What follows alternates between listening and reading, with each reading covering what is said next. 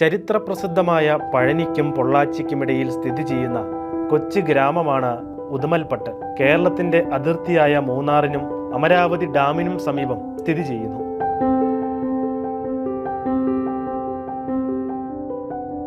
നാട്ടുകാരുടെ വിശ്വാസത്തിൻ്റെയും പ്രത്യാശയുടെയും ദൈവാശ്രയ ബോധത്തിൻ്റെയും ഫലമായി 2006 ഒരു കൊച്ചു ദേവാലയം വിശുദ്ധ സെബസ്റ്റ്യാനോസിൻ്റെ നാമധേയത്തിൽ ഇവിടെ പടുത്തുയർത്തി.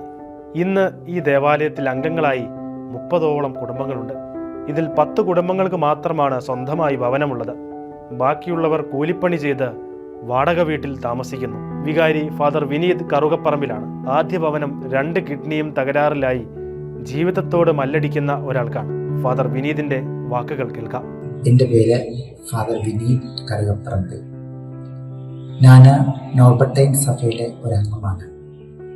ഇപ്പോൾ രാമനാഥപുരം രൂപതയിലെ ഉടുമൽപേട്ട എന്ന സെൻറ്റ് സെബാസ്റ്റ്യൻ ദേവാലയത്തിലെ വികാരിയായിട്ട് ഞാൻ ജോലി ചെയ്യുകയാണ്. ഞാൻ ഈ ദേവാലയത്തിൽ എത്തിച്ചേർന്നിട്ട് 2 വർഷമായിട്ട്. ഈ ദേവാലയത്തിൻ്റെ ഏറ്റവും വലിയ പ്രത്യേകത എന്ന് പറയുന്നത് ഇത് വളരെ മനോഹരമായ പ്രകൃതിയാൽ അലങ്കരിക്കപ്പെട്ടിട്ടുള്ളതാണ്. തെങ്ങുകളും മാവുകളും മറ്റു തോട്ടങ്ങളും വളരെയേറെ ആകർഷണീയമാണ്. ഒത്തിരിയേറെ ആളുകൾ, സന്ദർശകർ ഈ ദേവാലയത്തിലും അതോടൊപ്പം തന്നെ ഈ പരിസരത്തുമൊക്കെ സന്ദർശിക്കാറുണ്ട്. ഞങ്ങൾ ഈ ദേവാലയം ഒരു കൊച്ചു ദേവാലയമാണ്. ഈ കൊച്ചു ദേവാലയത്തിൽ ഈ ഇടവകയിൽ ഞങ്ങൾക്ക് ആകെയുള്ളത് 28 കുടുംബാംഗങ്ങളാണ്. ഈ 28 കുടുംബാംഗങ്ങളും വർഷങ്ങളായി ഇവിടെ താമസിക്കുന്നവരാണ്.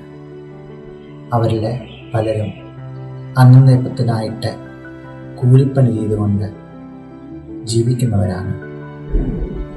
ഇവിടെ 28 കുടുംബങ്ങളിൽ ഏകദേശം 10 പേർക്ക് മാത്രമേ സ്വന്തമായ ഒരു വീടുകളുള്ളൂ. മറ്റുള്ളവരൊക്കെ വർഷങ്ങളായി 10ഉം 15ഉം 20,000 രൂപയ്ക്കുമൊക്കെ വാടകയ്ക്ക് താമസിക്കുന്നവരാണ്.